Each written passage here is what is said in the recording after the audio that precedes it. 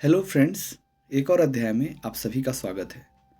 आज अध्याय 25 में हम जानेंगे कि समाज में विद्रोह क्यों नहीं होता है। जैसा कि हम जानते हैं कि गरीब के पास हिम्मत नहीं है, मिडिल क्लास के पास फुर्सत नहीं है और अपर क्लास के पास ज़रूरत नहीं है किसका विद्रोह करने का। आज इसी बात को हम विस्तार में समझेंगे इस किताब के माध्यम से, जिसका नाम है नौकर की कमीज, जिसे विनोद कुमार शुक्ल ने लिखा है। इस कहानी में एक कैरेक्टर है जिसका नाम है संतू बाबू, जो कि एक क्लर्क है सरकारी दफ्तर में, और उसकी एक बीवी है और एक माँ है जो एक मिडिल क्लास, मतलब लोअर मिडिल क्लास में उनका पूरा परिवेश है। और जो एक लाइफ इसमें दिखाई गई है, जो हम आम जनता को, आम जिंदगी को जो देखते हैं, इसमें बहुत अच्छे से बेखूबी तरीके से विनोद कुमार शुक्ल ने दिखाने की कोशिश की है कि मिडिल क्लास कितना ज़्यादा कोशिश करता है अपर मिडिल क्लास में आ जाने की, फिर मिडिल क्लास में आने की, फिर अपर क्लास में जाने की, और उस जद्दोजहद में, उस भीड़ में वो भागते रहती है। कभी कभी जैसे इसमें संतू कुमार जो कैरेक्टर है, संतू बाबू, वो घर पे बैठता है किसी दिन संडे को, तो उसे वो संडे भी बर्दाश्त नहीं होता, क्योंकि उसे बेचैनी होती है। जैसे एक होता है ना कि आप कभी कभी दिल की बात ना सुनने के चलते और अंदर की आवाज़ ना सुनने पाएँ, इसे लाउड म्यूज़िक सुनते ही होंगे।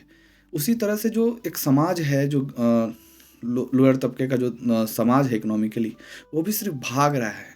वो भागते भागते एक इतना बड़ा मशीन बन चुका है कि अगर वो एक दिन भी आराम करेगा तो उसे घर पे मन नहीं लगेगा। वो कुछ ना कुछ उसे बोरिंग लगेगी, संडे भी बोरिंग लगेगी। बाहर निकलेगा तो घर आने का मन करेगा, घर में रहेगा तो बाहर जाने का मन करेगा। आप मेरी बात से समझ रहे होंगे मैं क्या कहना चाह रहा हूँ। तो ये जो जद्दोजहद है समाज का, कि इतना शोर है कि आप अपने मन की भी बात नहीं सुन पाते, इतना शोर है कि आपको ये भी नहीं समझ में आ रहा होता है कि समाज में आपका शोषण हो रहा है।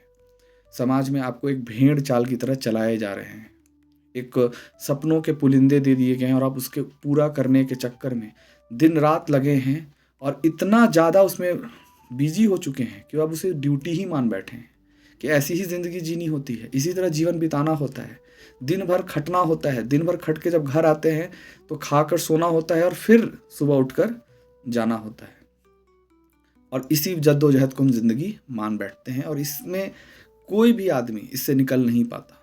तो उस पर बहुत बड़ी चोट की है इन्होंने। दूसरा विनोद कुमार शुक्ल ने चोट की है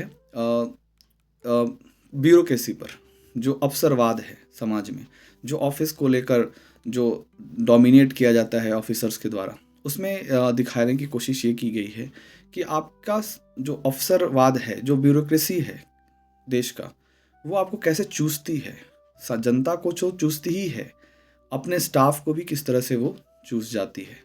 उससे एकदम एक एक काम निकलवाने के लिए, भ्रष्टाचार करवाने के लिए, अपना काम निकलवाने के लिए किस तरह से वो अपने ही कर्मचारियों का शोषण करती है। और उसी में एक संतू कुमार भी है, वो भी अपने अफसर के द्वारा ही शोषित है।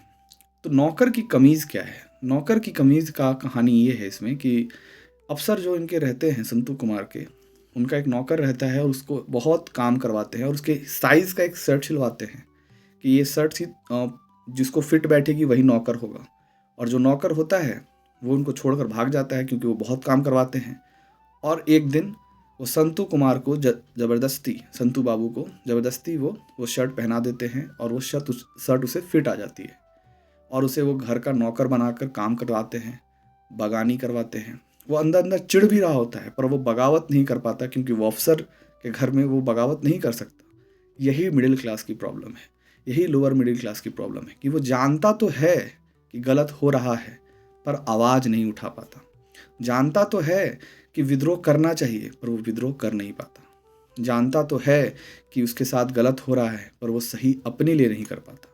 तो इसी पर चोट करने की कोशिश विनोद कुमार शुक्ल ने की है कि इंसान इतना ज़्यादा भीड़ बन चुका है कि वो भेड़ चाल इतना चल चुका है कि अगर कान में भी अब कोई भी बात डाली जाए तो भी वो सुनने को तैयार नहीं है।